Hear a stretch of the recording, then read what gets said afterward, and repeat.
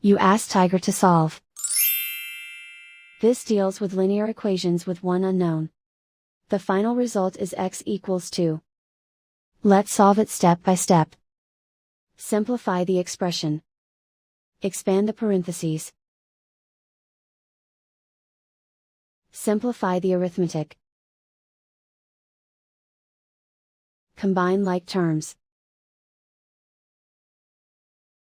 Group all constants on the right side of the equation. Add 10 to both sides. Simplify the arithmetic.